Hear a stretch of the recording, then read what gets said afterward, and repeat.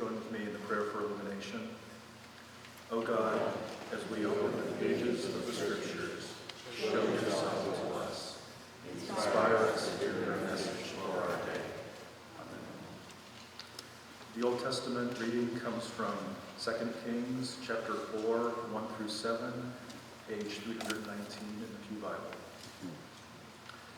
Now the wife of a member of the company of prophets cried to Elisha, "Your servant, my husband, is dead, and you know that your servant feared the Lord, but a creditor has come to take my 2 children as slaves." Elisha said to her, "What shall I do for you? Tell me, what do you have in the house?" She answered, "Your servant has nothing in the house except a jar of oil." He said, "Go outside, borrow vessels from all your neighbors, empty the vessels, and not just a few. Then go in and shut the door behind you and your children, and start pouring into all these vessels. When each is full, set it outside." So she left him and shut the door behind her and her children. They kept bringing vessels to her, and she kept pouring. When the vessels were full, she said to her son, "Bring me another vessel." But he said to her, "There are no more." Then the oil stopped flowing. She came and told the man of God, and he said, "Go sell the oil and pay your debts, and you and your children can live on the rest."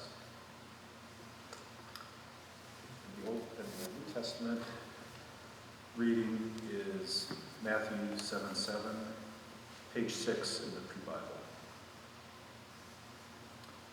"Ask and it will be given to you, search and you will find, knock and the door will be opened for you." Words inspired by God for the inspiration of the people of God. Thanks be to God.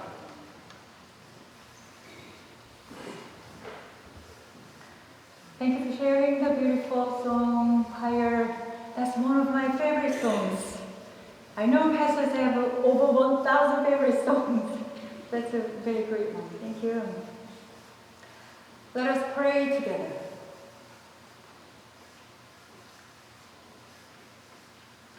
Like a dove, the Holy Spirit is upon each one of us. Let us embrace your Spirit and make us whole through your word. Amen. Have you ever read a Calvin and Hobbes cartoon? This popular cartoon of a boy and his tiger was written by Bill Watterson.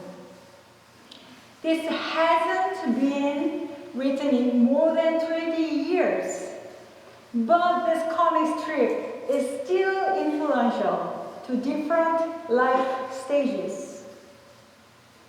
Here is a brief conversation between Calvin and Hobbes. Calvin said, "Mom is not feeling well, so I'm making her a get-well card." Hobbes said, "That's thoughtful of you." Calvin showed his card. See, on the front side, it says, "Get well soon." And on the inside, it says, "Because my bed isn't made, my clothes need to be put away, and I'm hungry. Love, Calvin." Want to sign it? Hobbes said, "Sure, I'm hungry too." So unlike this story, we are so lucky to have Wesley Care members. They write get-well cards without any conditions for church members in need. Another cartoon story is about the conversation between Calvin and his mother. Calvin said, "Mom, can I go outside?" His mom said, "No." And Calvin said, "Why not?" His mom replied, "You could catch pneumonia, run up a terrible hospital bill, linger a few months, and then die." After this, Calvin Catherine takes a look outside the window and says to his friend, "I always forget, when you ask a mom, you get a worst case scenario." Like Kevin's mother, there was a woman who was deeply concerned about her son in today's text. She had a worst case scenario where her sons could become slaves to a creditor. Let's see how she felt overwhelmed by her desperate situation and how God moved her from being overwhelmed to overflowing. The background of 2 Kings was written in the time following the division of Israel into the two kingdoms of Judah and Israel. These divided kingdoms had the monarchy system, which was sustained by violence, military violence. The system of monarchy created social gaps between the rich and the poor. In addition to the issue of the poverty, the social system was very patriarchal. Women had no power to do much of anything. For example, title and property just passed from father to son. Interestingly, nearly all of the women in Kings were mothers, and they were described in some relationship to that part of their identities.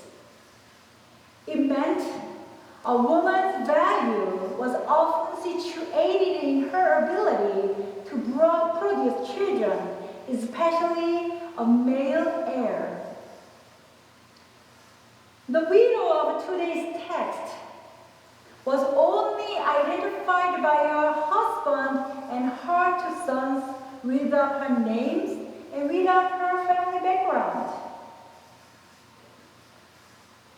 Recently, we celebrate having 2 baby girls in our Wesley family. One of the girls has one name and one middle name. The other girl has one name and 4 middle names. Their names are adorable and very special to themselves. What about giving the widow a name for her, as those in our Wesley family? Any idea for her? Let's call her Amelia. Amelia's husband served in the group of prophets, but he recently died, leaving many debts to his family. According to the law, if a father's debt was unpaid, a creditor may seize his property and children. So children were in unjust system. Toni Morrison, who received the Nobel Prize for Literature, wrote a book, the novel Beloved. This novel was based on the true story of a black slave woman, Margaret Gardner, in an unjust system. In 1856, Margaret escaped from a Kentucky plantation with her husband and their children. They sought refuge in Ohio, but their owner and law officers soon caught up with the family. Before their recapture, Margaret killed her daughter to prevent her return to slavery. This author of the book, Morrison, says, it's not a story about her race. It's more about the the internal struggles of slavery that made Margaret kill her child. When you are in fact enslaved, what do you do to transcend that circumstance? Morrison's question was for Amelia about what could she do to transcend her bitter circumstance. She felt overwhelmed by a grief from losing her husband and a fear about losing her two sons as slaves. She felt overwhelmed by a patriarchal society without any rights and positions for women. Despite such an overwhelming situation, she tried to transcend her circumstance with a faith described in the Gospel of Matthew. Ask, and it will be given to you. Search, and you will find. Knock, and the door will be open for you.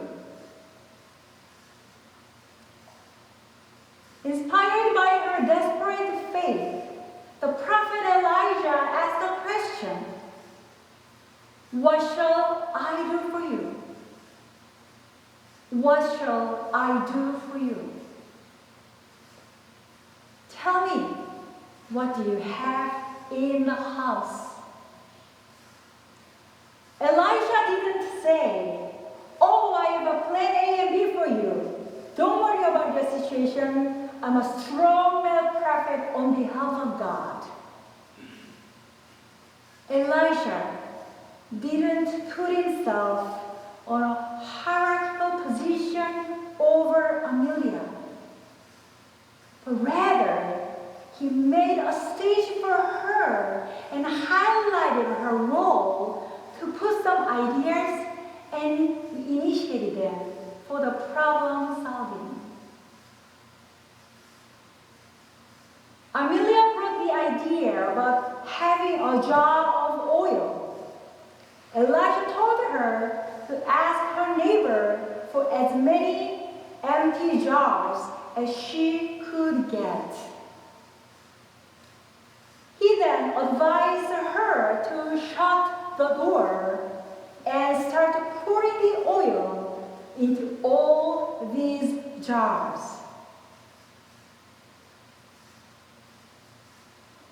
Elijah was not there. He was not there. Amelia was the person who kept pouring and ordering her sons to bring another jar to her, until she filled the last jar with oil. She witnessed God's overflowing miracle, which was enough to pay their debts and to live without any financial struggles. God's overflowing miracle was true for Amelia, and also God's overflowing miracle is true for all of us.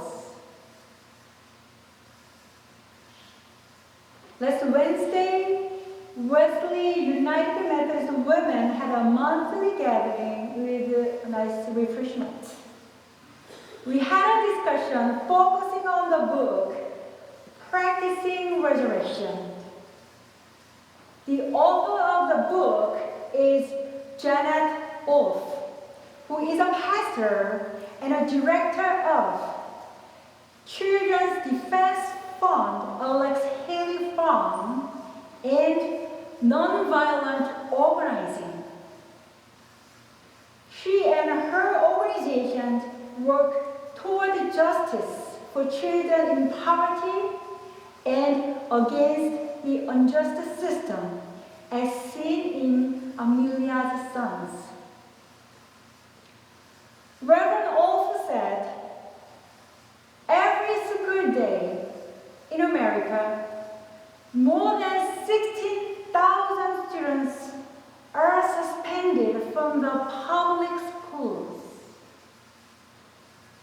Almost 3,000 high school students drop out, and nearly 4,000 children and youth are arrested. She shared the stories of young males in jail. They grew up without a childhood. They took care of their siblings from an early age and struggled to remain in school with a lack of support. But they all had dreams of becoming an artist, a social studies teacher, and maybe a businessman.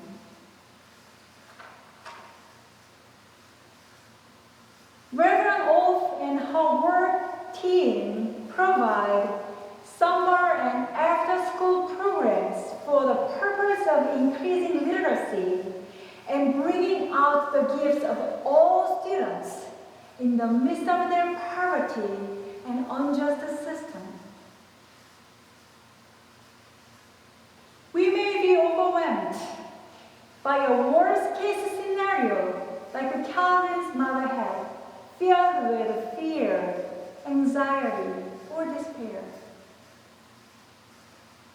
But we can be overflowing through asking questions, searching answers, and knocking on doors. We may be overwhelmed by never-ending work or debt, but we can be overflowing through God's deliverance, as seen in Amelia's deliverance story.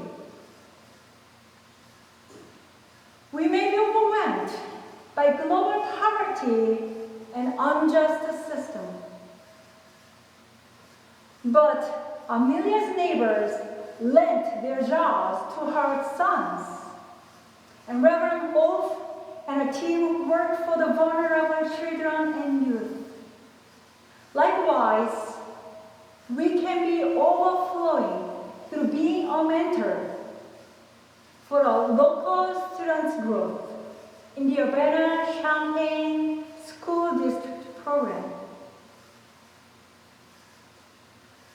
Let us share our stories from being overwhelmed to overflowing through God's transformative power and justice. Thanks be to God.